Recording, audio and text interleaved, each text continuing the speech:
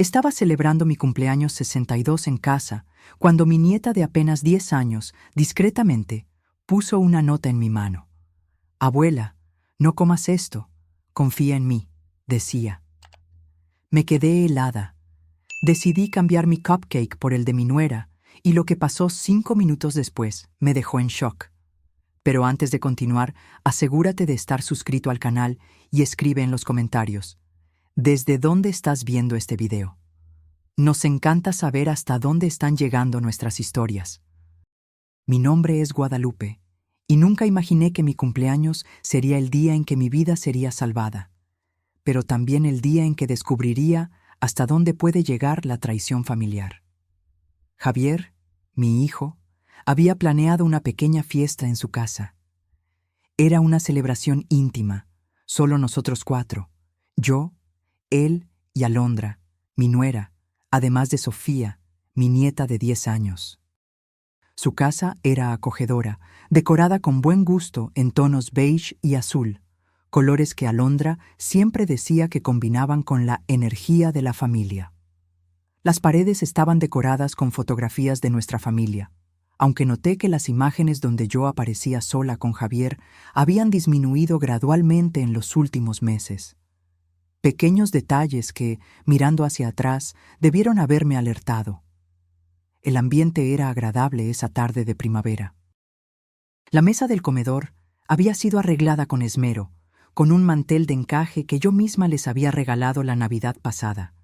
En el centro, un pequeño arreglo de margaritas, mis flores favoritas, y 4 lugares impecablemente puestos. La luz del sol entraba por las amplias ventanas, creando un ambiente dorado y acogedor que contrastaba con lo que estaba a punto de suceder.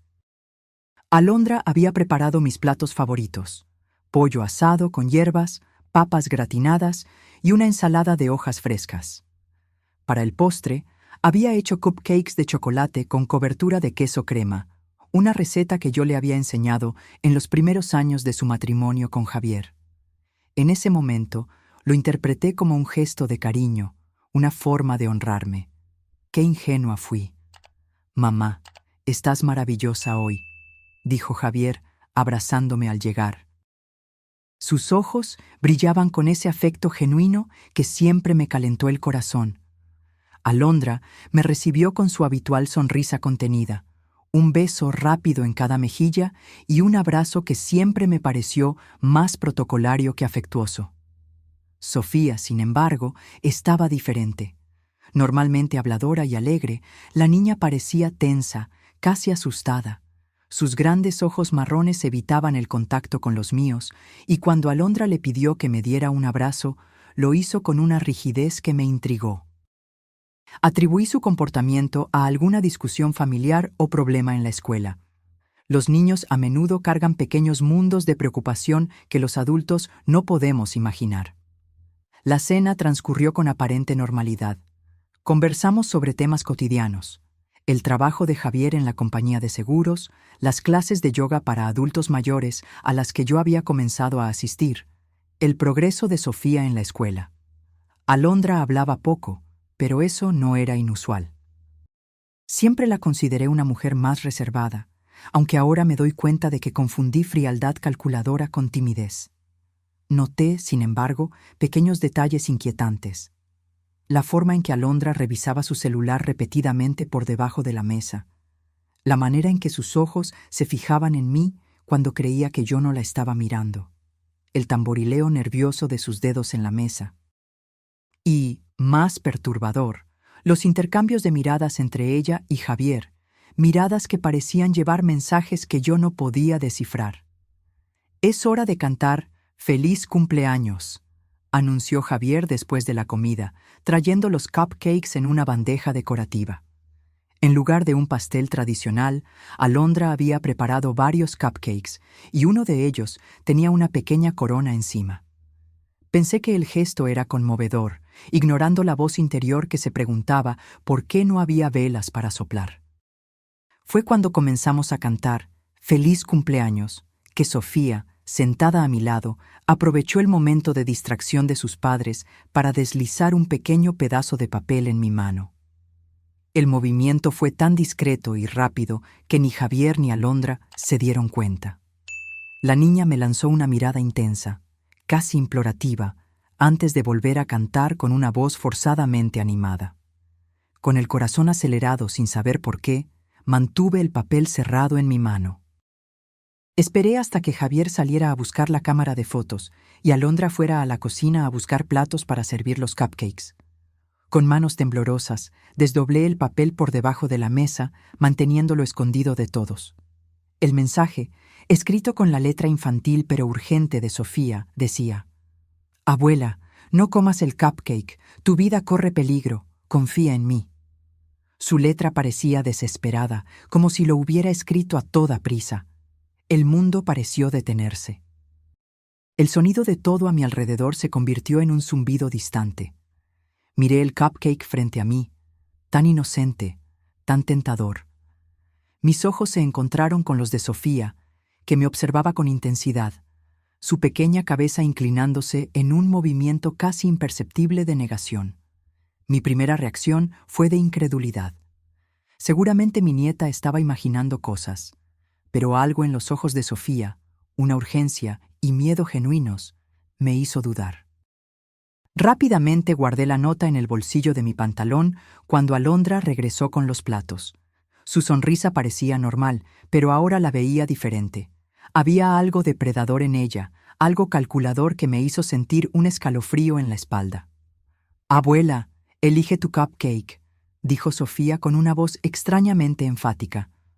Sus ojos estaban fijos en los míos, tratando de comunicar algo más. Alondra intervino rápidamente. «No, querida, ya le separé uno especial a la abuela. Este de aquí, con esa pequeña corona, hecho con más cariño». Ella empujó el cupcake hacia mí. Sus ojos se movían nerviosamente entre mi cupcake y mi rostro, como si estuviera esperando que lo comiera. Pero esperé el momento adecuado y tomé una decisión que cambiaría todo. Aprovechando un momento en que todos estaban distraídos con una historia divertida que mi hijo contaba, discretamente quité la pequeña corona de mi cupcake y lo cambié por el de Alondra. Fue un movimiento rápido, casi imperceptible.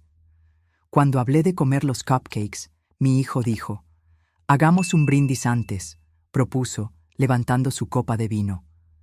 «Por mamá, la mujer más fuerte y amorosa que conozco. Feliz cumpleaños».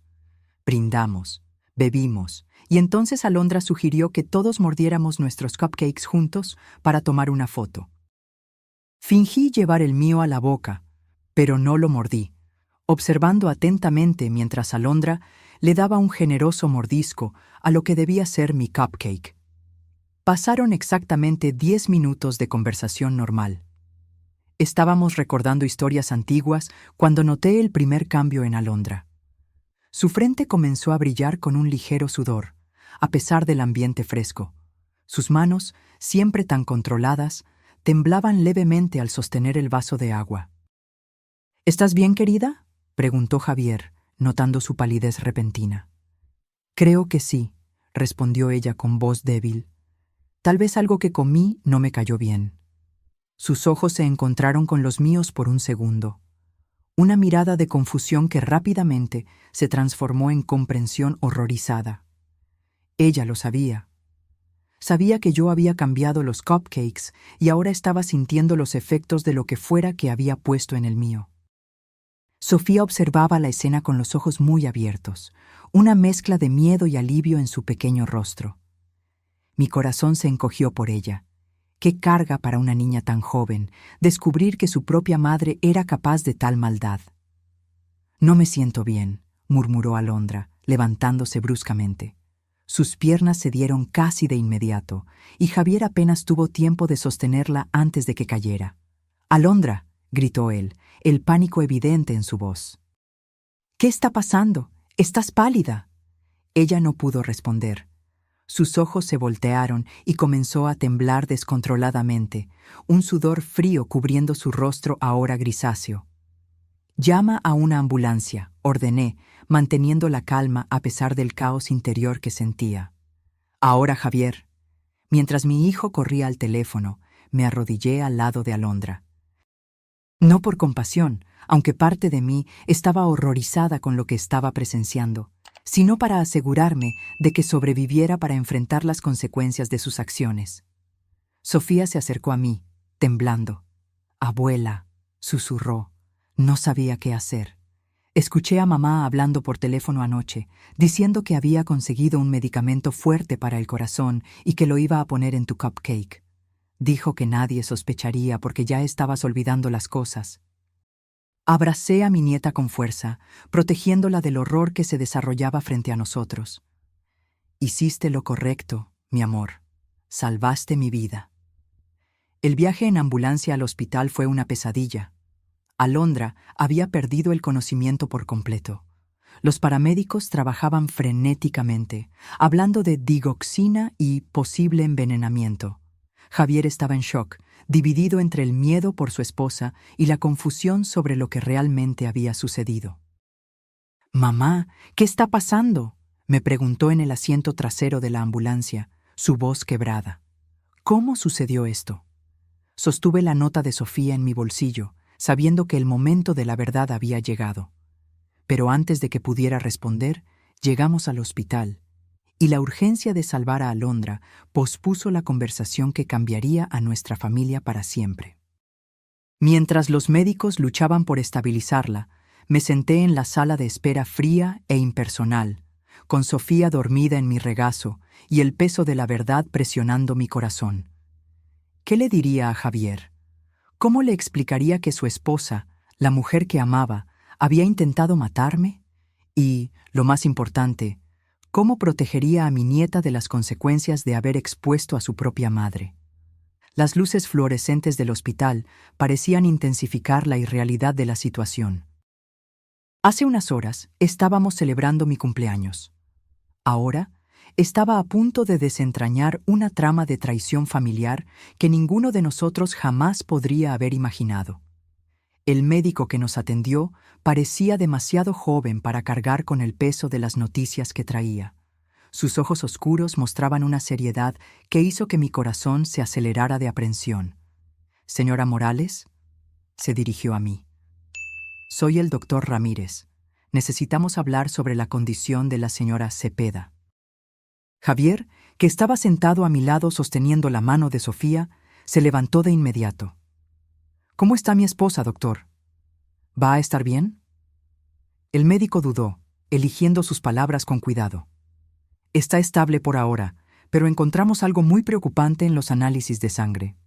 Miró a Sofía, que estaba despierta pero callada, sus ojos grandes, observando todo. «¿Tal vez deberíamos hablar en privado?». «Sofía puede quedarse con la enfermera en el área infantil», sugerí, dándome cuenta de que la niña no debía escuchar los detalles técnicos de lo que su madre había hecho. Después de que se llevaron a Sofía, el médico nos condujo a una pequeña sala de consulta. El olor a desinfectante era opresivo, casi sofocante, mientras nos sentábamos en las sillas frías de plástico.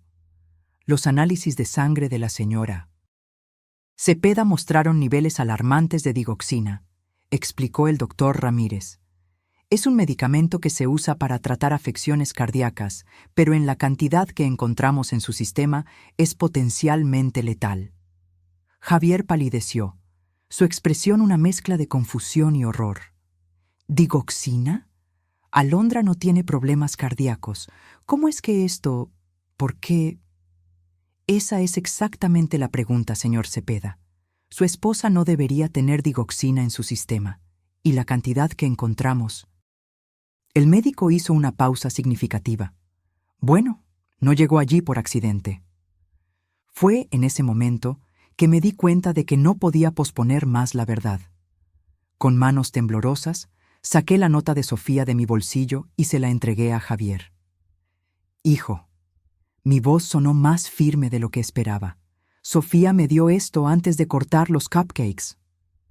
Javier leyó la nota. Sus manos comenzaron a temblar incontrolablemente. Me miró, luego al médico, una expresión de incredulidad total en su rostro. «No puede ser», murmuró. «Alondra nunca... Ella no haría...». «Cambié los cupcakes, Javier», confesé, sintiendo que un peso enorme salía de mis hombros con la verdad. Lo que Alondra está sintiendo ahora era lo que yo estaría sintiendo si hubiera comido lo que ella preparó para mí. El médico observaba nuestra interacción con una expresión grave.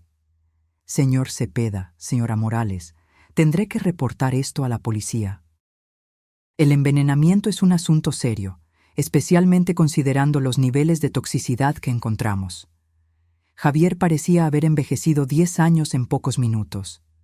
Debe haber algún error, insistió, aunque su voz había perdido la convicción. Tal vez fue un accidente. Tal vez confundió los ingredientes. Hijo, le dije suavemente, sabes que no fue un accidente. Sofía escuchó a Alondra hablando de esto por teléfono. Y piensa bien. ¿No notaste cambios en mi comportamiento en los últimos meses?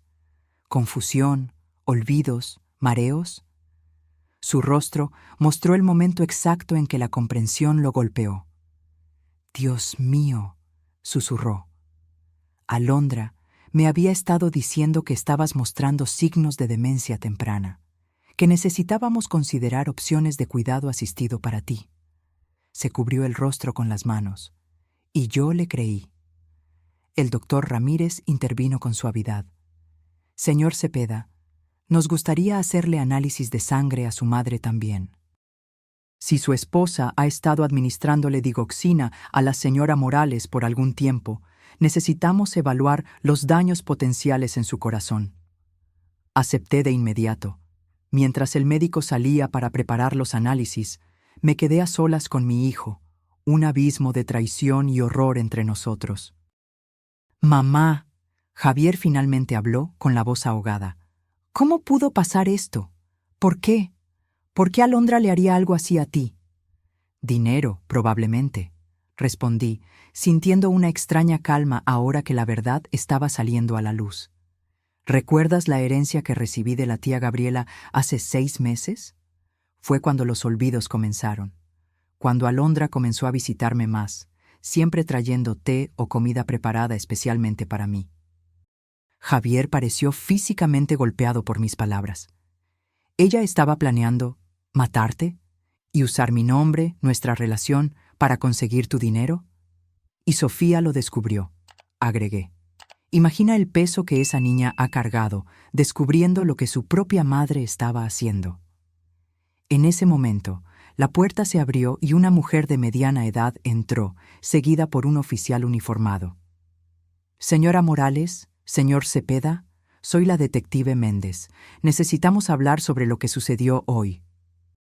Las horas siguientes fueron un borrón de declaraciones, análisis de sangre e interrogatorios.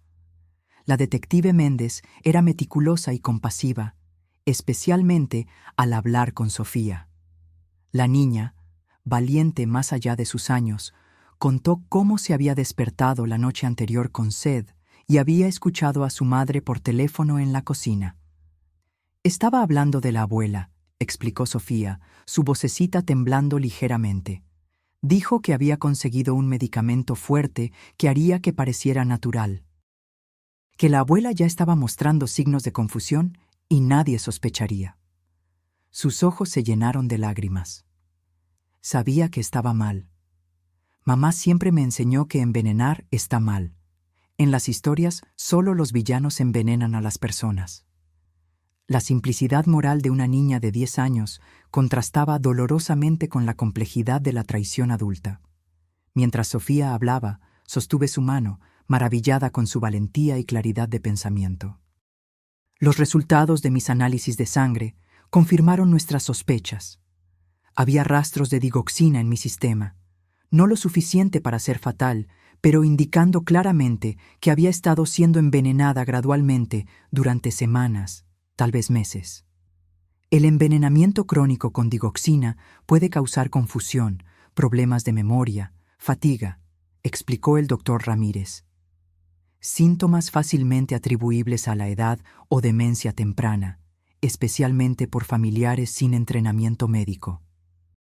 La detective Méndez tomó notas detalladas. Señor Cepeda, ¿su esposa alguna vez sugirió cambios en el testamento o en las finanzas de su madre? Javier parecía destrozado al responder. Sí. Hace 2 semanas logró que mi madre firmara un poder que me daba control sobre sus finanzas en caso de que su condición empeorara. Yo pensé que estábamos ayudando. ¿Y dónde están esos documentos ahora? En nuestra caja fuerte en casa, junto con los otros documentos importantes.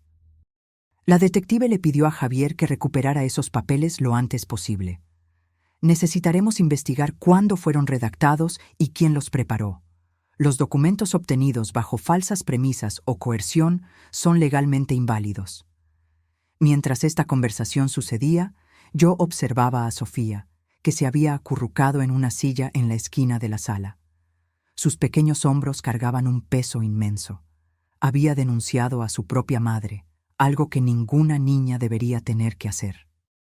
Me acerqué a ella y me arrodillé, ignorando el dolor en mis rodillas. Sofía, mi amor, quiero que sepas que hiciste lo correcto. Fuiste muy, muy valiente. Sus ojos, tan parecidos a los de Javier, se encontraron con los míos. ¿Mamá irá a prisión? ¿Cómo responder a eso?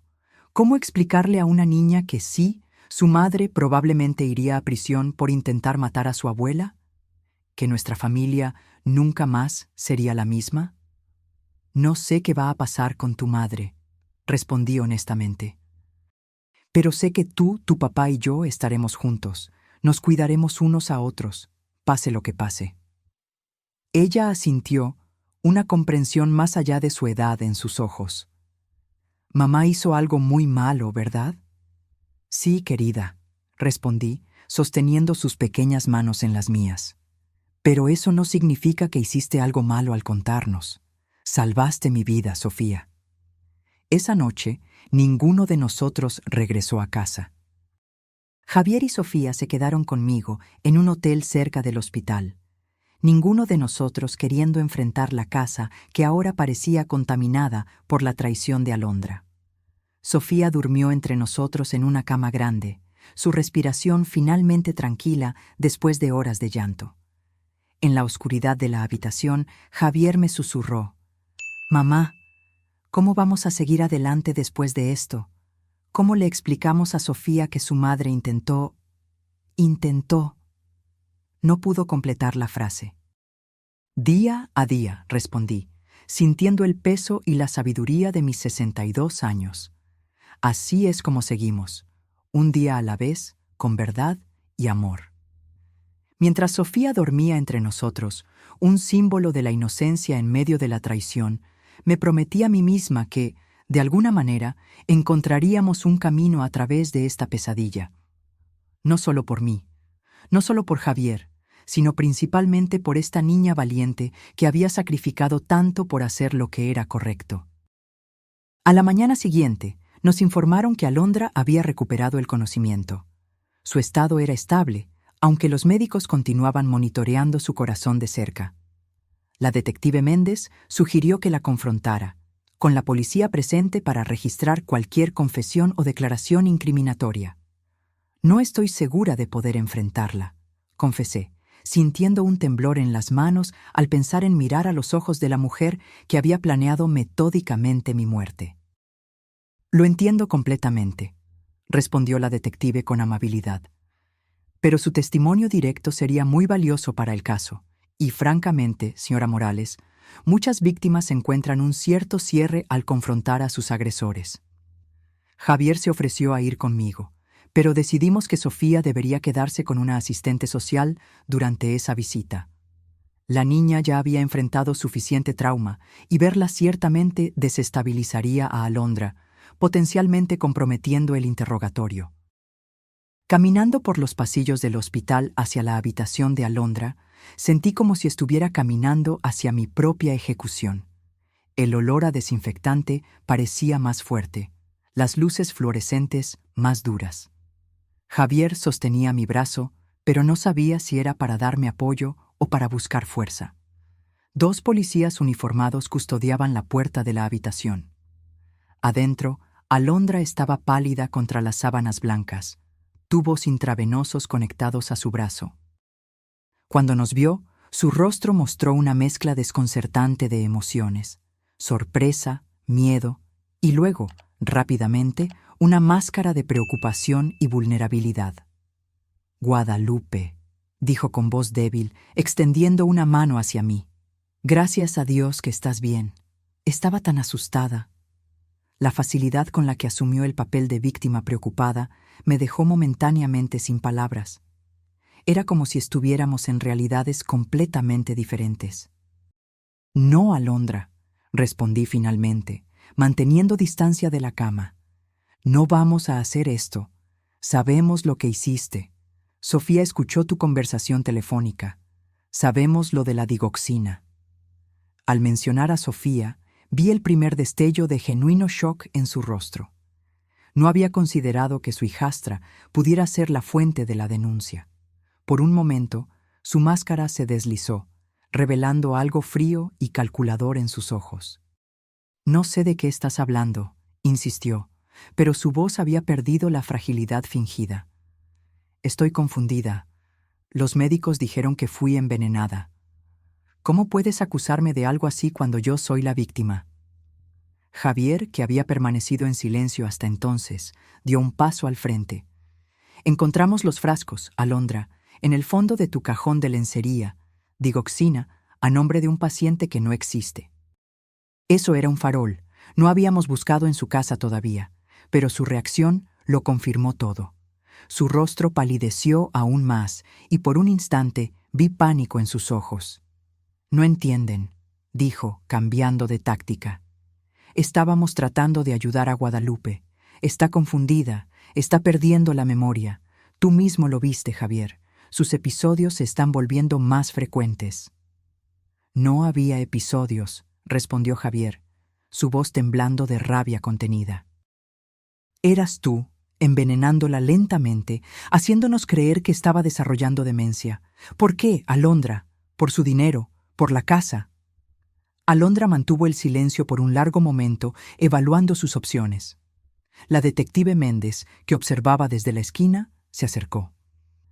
«Señora Cepeda, tenemos suficiente evidencia para arrestarla por intento de homicidio. Los análisis de sangre de la señora Morales muestran envenenamiento crónico por digoxina. Su propia sangre muestra una dosis casi fatal de la misma sustancia, y tenemos el testimonio de su hijastra. Su cooperación ahora podría ser considerada en la sentencia». Algo cambió en los ojos de Alondra entonces, una rendición tal vez, o un frío recálculo de sus posibilidades. Se recostó en las almohadas, repentinamente pareciendo más compuesta, casi profesional. «Guadalupe está vieja», dijo simplemente, como si constatara un hecho meteorológico. «¿Tiene, qué, 62 años?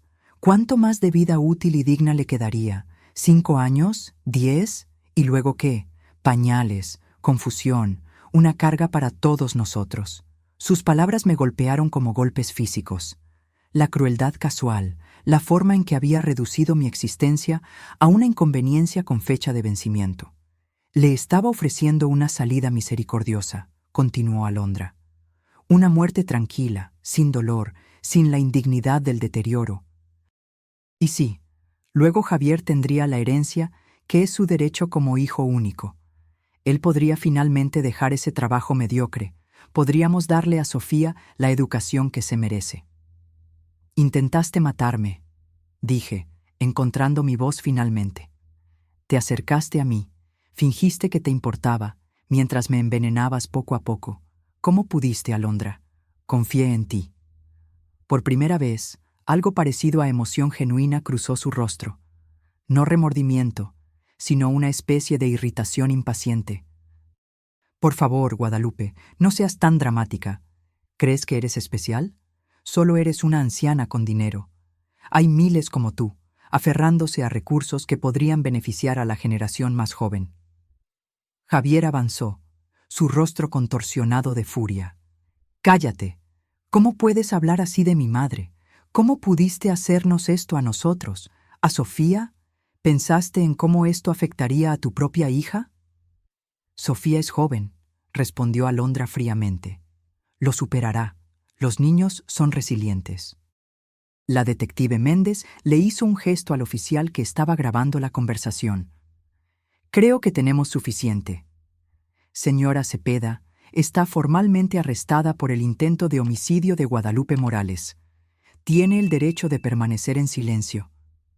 Mientras la detective recitaba los derechos de Miranda, observé el rostro de Alondra. No había arrepentimiento allí, solo una especie de cálculo frío, como si aún estuviera evaluando ángulos, buscando una salida.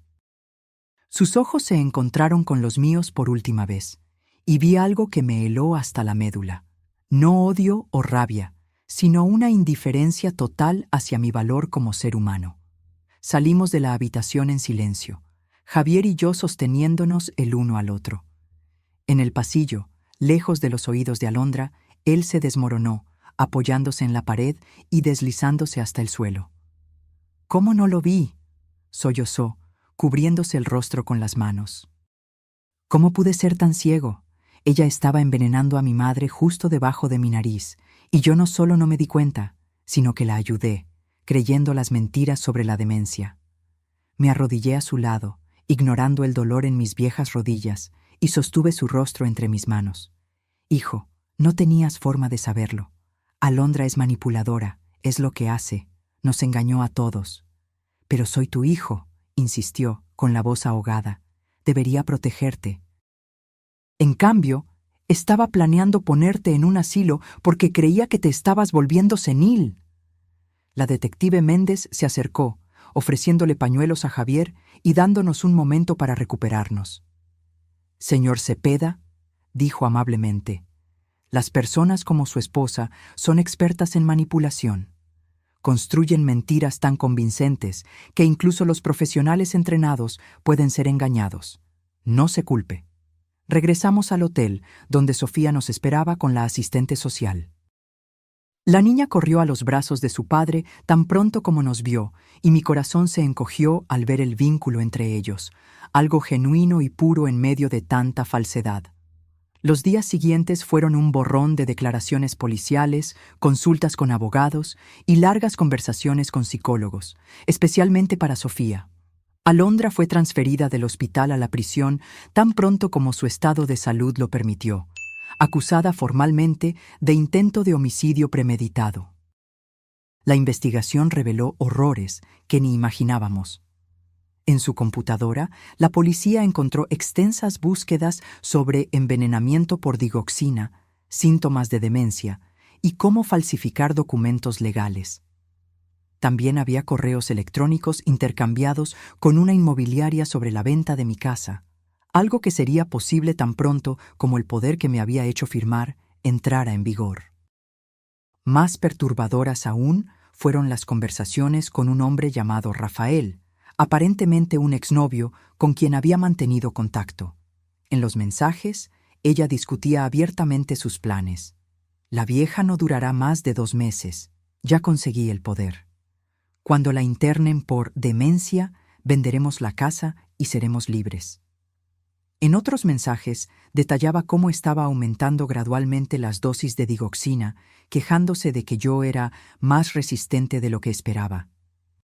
Cuando la detective me mostró estas evidencias, sentí una náusea profunda, no solo por el horror de lo que se había planeado, sino por la frialdad calculadora con la que Alondra había orquestado todo. ¿Cómo podía alguien reducir a otro ser humano, alguien con quien compartió comidas, celebró cumpleaños, construyó recuerdos, a nada más que un obstáculo a ser eliminado? «Es más común de lo que imagina», dijo la detective cuando expresé mi conmoción. «Tenemos casos de envenenamiento por familiares casi todos los meses. Generalmente es por dinero, a veces por venganza. Lo que hace que el caso de Alondra sea inusual es el nivel de planificación y su paciencia». Una noche, aproximadamente una semana después del incidente, Sofía vino a mi habitación en el apartamento temporal que habíamos alquilado.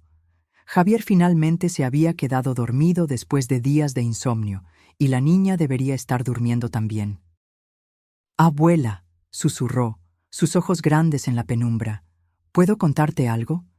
Hice espacio para ella en la cama y se acurrucó contra mí como lo hacía cuando era más pequeña. «Claro, mi amor, puedes contarme cualquier cosa». Creo que sabía que mamá estaba haciendo algo malo desde hace más tiempo, confesó, su voz casi inaudible. Ella cambió después de que usted recibió ese dinero de la tía abuela. Comenzó a hablar de cómo usted se estaba poniendo vieja, cómo necesitábamos prepararnos para cuando usted ya no pudiera cuidarse sola. Mi corazón se encogió al pensar en la carga que esta niña había llevado. ¿Por qué no dijiste nada antes, querida? Sofía se quedó en silencio por un momento. Porque era mi mamá, respondió finalmente. Siempre debes confiar en tu mamá, ¿verdad? Pero luego... Su voz se quebró. Luego la escuchaste en el teléfono, completé suavemente. Ella asintió contra mi hombro. Se estaba riendo, abuela, riendo mientras hablaba de cómo iba a poner el medicamento en su cupcake especial, diciendo que sería poético que usted muriera en su propio cumpleaños. Un pequeño sollozo se escapó. ¿Cómo puede una mamá hacer algo así? No había una respuesta adecuada para esa pregunta. ¿Cómo explicarle a una niña de 10 años que algunas personas nacen sin la capacidad de sentir empatía, sin esa conexión fundamental que nos hace humanos? ¿Cómo darle sentido a lo que ni yo misma podía comprender? Algunas personas están enfermas por dentro, Sofía, dije finalmente. No de una manera que podamos ver, como cuando tienes fiebre o dolor de garganta. Es una enfermedad en el alma que hace que no puedan amar o preocuparse por los demás de la manera que deberían. ¿Mamá tampoco me amaba a mí? La vulnerabilidad en esa pregunta rompió mi corazón. Amor, no sé si Alondra es capaz de amar a alguien de la manera en que tú y yo entendemos el amor. Pero sé que tu padre te ama más que a nada en el mundo, y yo también te amo, mi valiente niña. Ella se quedó en silencio por un largo momento, procesando esto con la sabiduría más allá de sus años, que los niños que enfrentan traumas a menudo desarrollan. ¿Puedo dormir aquí con usted hoy, abuela? Claro que puedes, mi amor. Mientras Sofía se dormía en mis brazos, contemplé el futuro incierto que teníamos por delante. El juicio de Alondra, el divorcio inevitable, las cicatrices emocionales que todos llevaríamos, especialmente esta pequeña guerrera que se había visto obligada a elegir entre la lealtad a su madre y hacer lo que era correcto. Pero debajo del dolor y la traición había un hilo de esperanza. Nosotros tres, Javier, Sofía y yo, habíamos sido unidos por esta terrible experiencia de una manera que tal vez no hubiera sido posible de otra forma. Las mentiras habían sido expuestas, la manipulación eliminada. Lo que quedaba era real, un amor genuino, basado no en falsas pretensiones o agendas ocultas, sino en una verdad compartida, por más dolorosa que fuera. Superaremos esto, susurré a la Sofía dormida, una promesa para ella y para mí misma. Juntos encontraremos un camino a través de esta oscuridad. El juicio de Alondra comenzó 6 meses después de mi fatídico cumpleaños. Medio año de preparación emocional y legal, de sesiones de terapia y noches de insomnio. Medio año de reconstruir nuestra pequeña familia a partir de los escombros de la traición. El tribunal era un imponente edificio de piedra gris, frío y formal como el sistema de justicia que representaba. Me senté en la primera fila, con Javier a mi lado y Sofía entre nosotros, todos vestidos con ropa formal y expresiones solemnes. La fiscal, una mujer de mediana edad llamada Carmen Vázquez, nos había preparado meticulosamente para este momento, pero nada podía realmente prepararnos para ver a Alondra entrar escoltada, vestida con un simple traje gris, el cabello recogido en un moño estricto. Parecía más pequeña de alguna manera, despojada del poder que una vez ejerció sobre nuestras vidas. Sus ojos recorrieron el tribunal, deteniéndose brevemente en nosotros. Cuando su mirada se encontró con la de Sofía, vi algo que nunca antes había notado. Una chispa de algo casi humano, rápidamente suprimida. La jueza, la honorable María Elena Gutiérrez, era una mujer de presencia imponente y mirada penetrante. Estamos aquí para el caso del Estado contra Alondra Cepeda, acusada de intento de homicidio premeditado, abuso de ancianos, envenenamiento, falsificación de documentos y fraude. Su voz resonó en la sala silenciosa. Mi testimonio fue el primero. Caminé hasta el estrado de testigos con pasos que esperaba que parecieran más firmes de lo que me sentía. Mientras juraba decir la verdad, noté cómo mis manos estaban arrugadas bajo las luces brillantes del tribunal, manos que habían cocinado para Alondra, que habían sostenido a la recién nacida Sofía, que ahora temblaban ligeramente al ser levantadas para el juramento. La fiscal me guió a través de la narrativa de los eventos con una delicadeza profesional. Conté sobre los olvidos que comenzaron después de recibir la herencia de la tía Gabriela. Sobre cómo Alondra comenzó a visitarme con más frecuencia, siempre trayendo comida o té. Sobre cómo gradualmente comencé a sentirme confundida, a dudar de mi propia mente. Señora Morales, preguntó la fiscal, ¿cuáles eran sus síntomas durante ese periodo?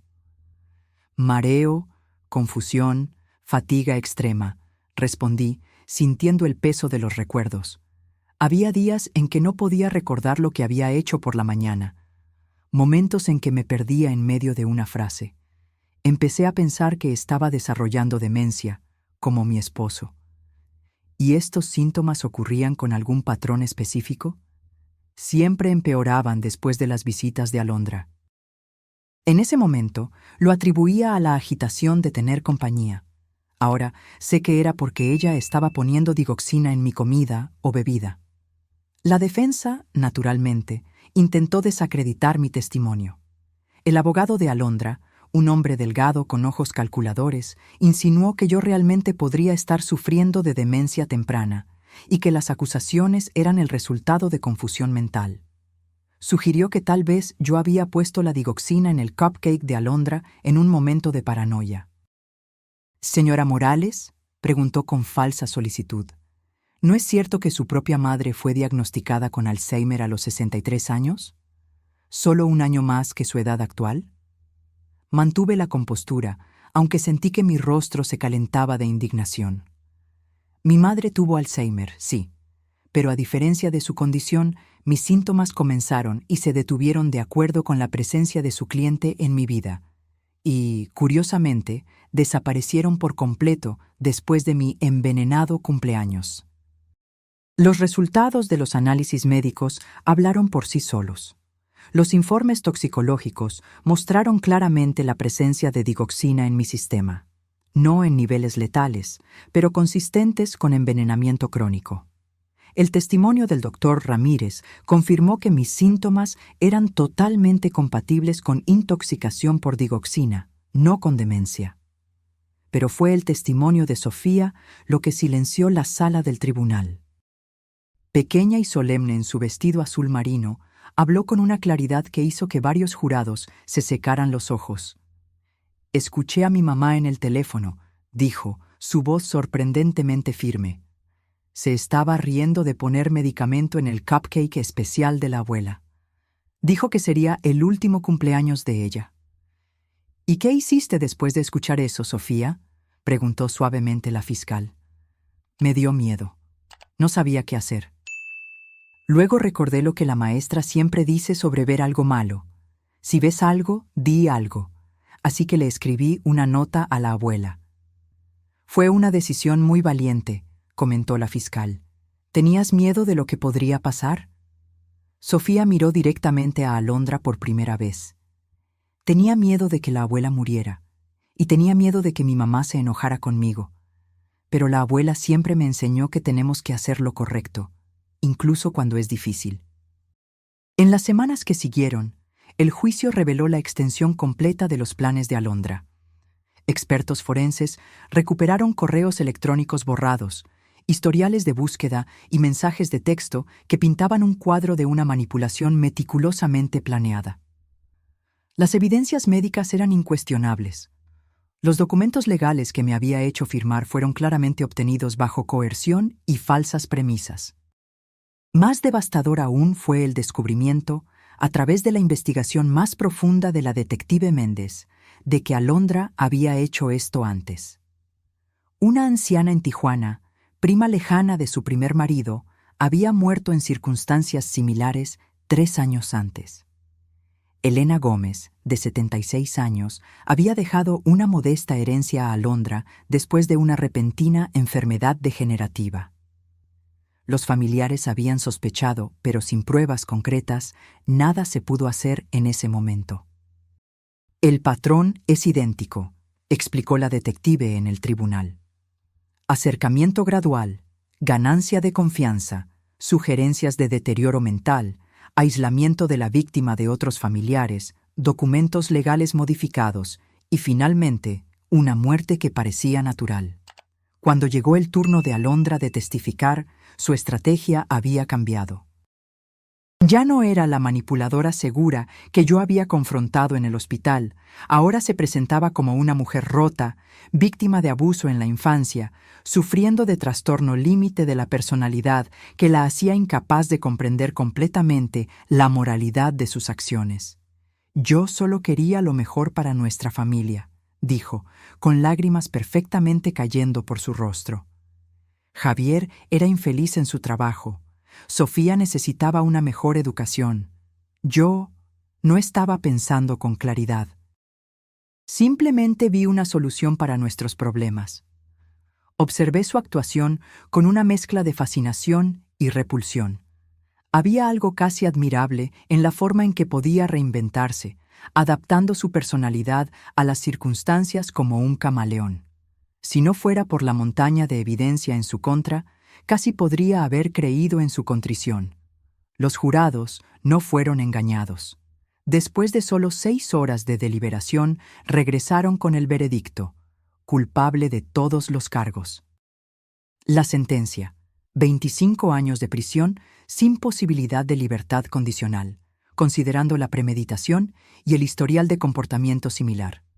Cuando la jueza anunció la sentencia, sentí una extraña ausencia de triunfo. No había alegría en ver una vida desperdiciada de esa manera, solo un profundo cansancio y un deseo de seguir adelante. Sofía lloró en silencio al lado de Javier, no de tristeza por la condena de su madre, sino de alivio por el fin de la pesadilla. Al salir del tribunal ese día, bajo el cielo claro de otoño, me di cuenta de que finalmente éramos libres, no solo de la amenaza física que Alondra representaba, sino del poder emocional que había ejercido sobre nosotros. ¿Qué hacemos ahora?, preguntó Javier mientras caminábamos hacia el auto, Sofía sosteniendo nuestras manos entre nosotros, formando una pequeña cadena humana de sobrevivientes. Vivimos, respondí simplemente. Curamos, reconstruimos. En los meses que siguieron al juicio, hicimos exactamente eso. Javier vendió la casa donde había vivido con Alondra. Ninguno de nosotros podía soportar las memorias impregnadas en esas paredes, y encontró un apartamento alegre con ventanas grandes que llenaban las habitaciones de luz. Sofía cambió de escuela, un nuevo comienzo donde no sería la niña cuya madre intentó matar a su abuela. Yo también hice cambios. Vendí mi antigua casa, llena de recuerdos ahora manchados, y compré una pequeña casa de 2 habitaciones cerca del apartamento de Javier. Planté un jardín en el patio trasero, algo que siempre quise hacer, pero nunca había encontrado tiempo o energía.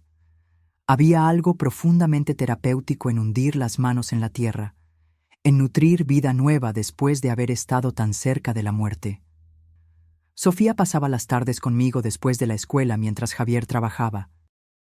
Juntas, hacíamos pasteles y galletas, reclamando nuestras tradiciones culinarias del veneno de la traición.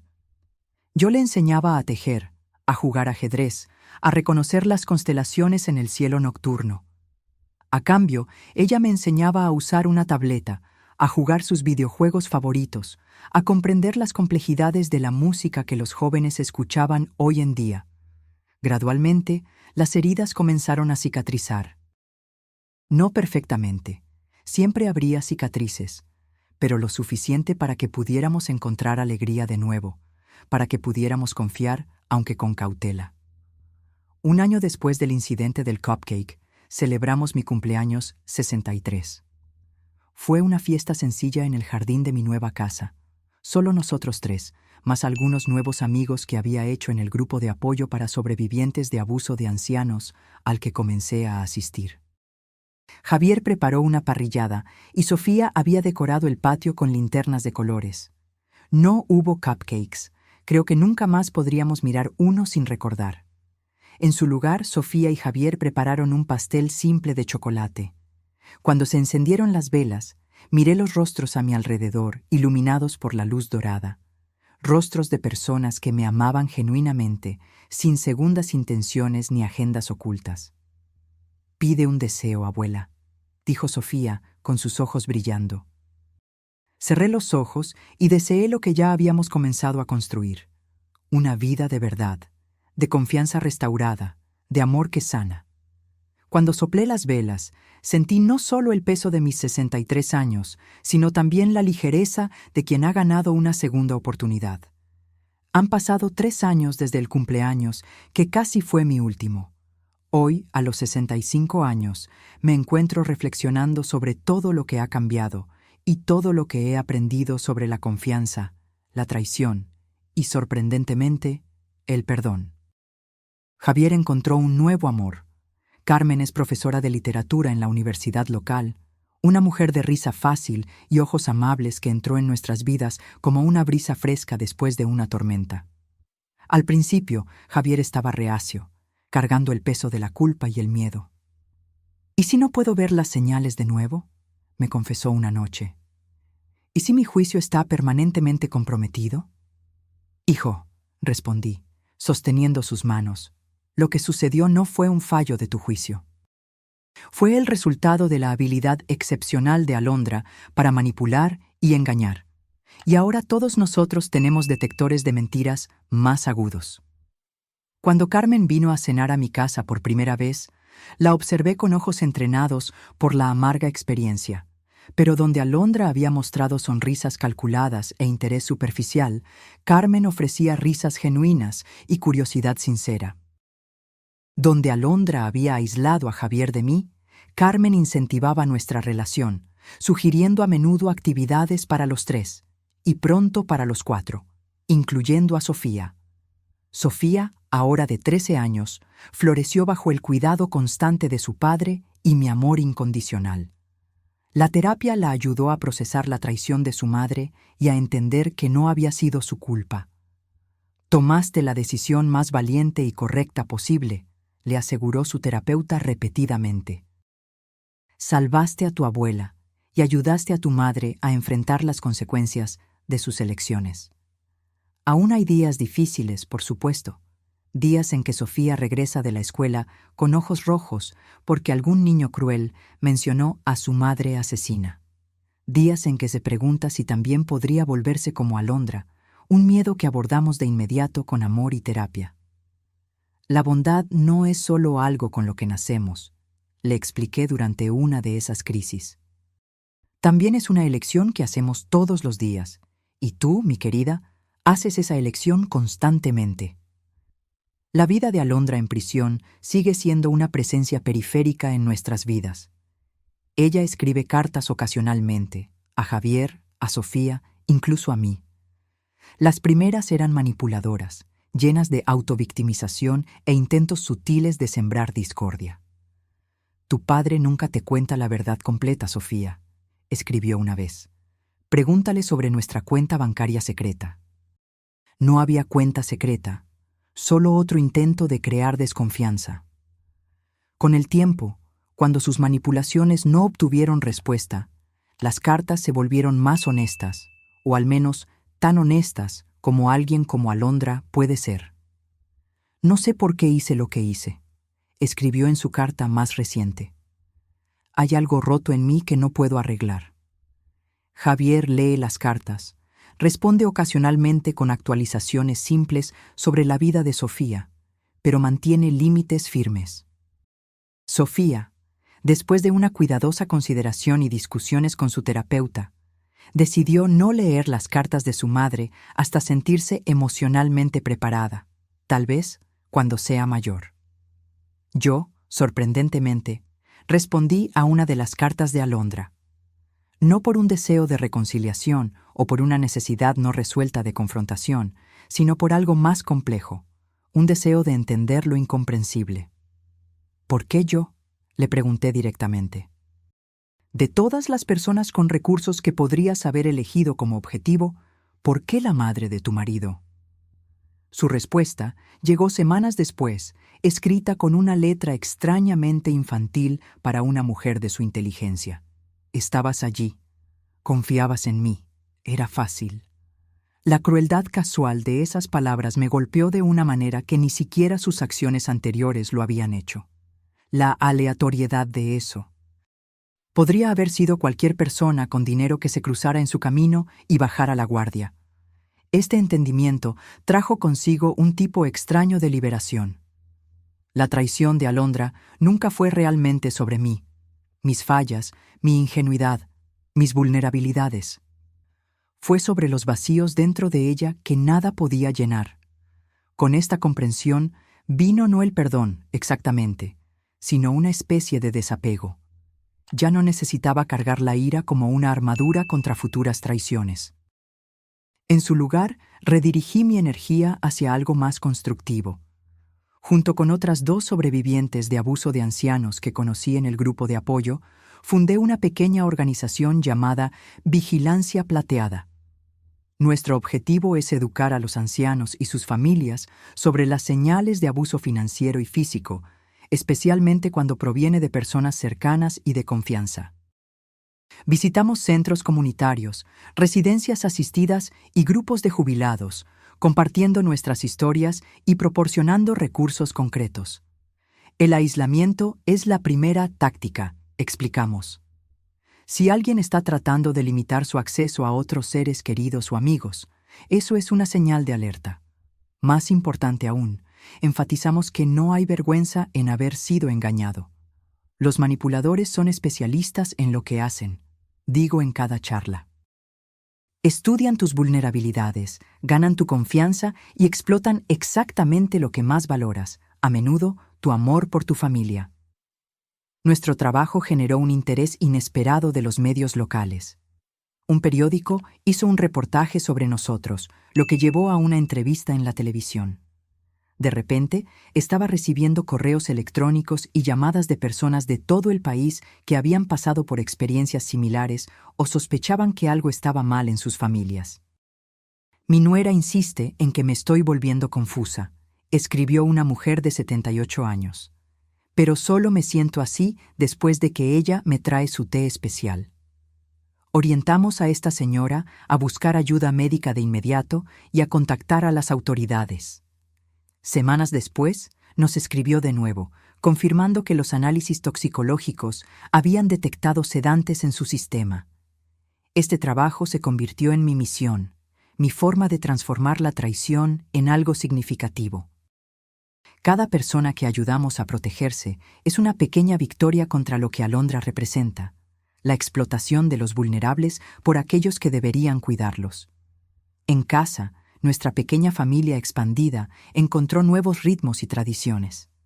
Carmen se mudó al apartamento de Javier el año pasado, trayendo su colección de libros antiguos y su gato negro llamado Shakespeare. Sofía, inicialmente cautelosa con esta nueva figura materna, gradualmente bajó sus defensas cuando se dio cuenta de que Carmen no tenía interés en reemplazar a nadie, ni a su madre biológica, ni la relación especial que tenía conmigo. Nuestras noches de domingo se volvieron sagradas. Nos juntábamos a cenar, a veces en mi casa, a veces en su apartamento, y cada uno de nosotros comparte un momento de gratitud de la semana.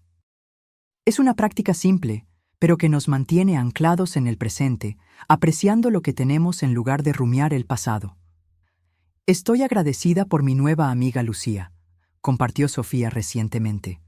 Fue la única en la clase que me defendió cuando Miguel hizo esa broma sobre que mi mamá está en la cárcel. Estoy agradecido por tu fuerza, Sofía, dijo Javier, sus ojos brillando de orgullo. Me enseñas todos los días lo que significa tener coraje. Estoy agradecida por estos momentos, agregó Carmen, por esta familia que me ha acogido con tanto amor. Cuando llegó mi turno, miré los rostros alrededor de la mesa. Mi hijo, que había encontrado la fuerza para confiar de nuevo. Mi nieta, cuya valentía a los 10 años había salvado mi vida. Y Carmen, que entró en nuestra familia rota con nada más que amor genuino. Estoy agradecida por la segunda oportunidad, dije simplemente, por estar viva para ver este momento. Más tarde esa noche, sola en mi casa, contemplé el jardín que había plantado 3 años atrás. Las tímidas semillas se habían transformado en un pequeño paraíso de colores y vida. Rosas trepadoras cubrían la pared del fondo. Girasoles se inclinaban hacia la luz. Hierbas aromáticas crecían en macetas pintadas a mano por Sofía. Era una metáfora tan obvia que casi me hizo sonreír. De la tierra envenenada de la traición habíamos creado algo nuevo y hermoso. No perfecto. Todavía había malas hierbas que arrancar, estaciones secas que atravesar, pero genuinamente nuestro. A los 65 años aprendí que la confianza, una vez rota, nunca se restaura por completo de la misma manera.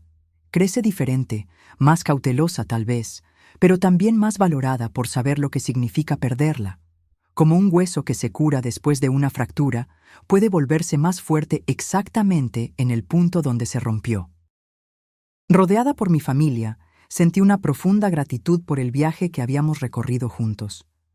No era el camino que cualquiera de nosotros habría elegido, marcado como estaba por la traición y la casi tragedia. Pero era nuestro camino, y habíamos caminado por él con valentía, con amor, con una determinación que nos sorprendió a todos. 5 años después del cupcake, que casi me quita la vida, ya no me definía como una víctima, o incluso solo como una sobreviviente. Era simplemente Guadalupe, madre, abuela, defensora de causas importantes, mujer que vive cada día con una intensidad que tal vez nunca hubiera descubierto si la muerte no hubiera pasado tan cerca. La vida continúa, siempre, a veces rota, a veces reparada, pero siempre preciosa, siempre, infinitamente preciosa. Ahora, si te gustó esta historia, haz clic en este próximo video que está apareciendo en la pantalla, porque en él, la historia de traición y revuelta como nunca antes has visto.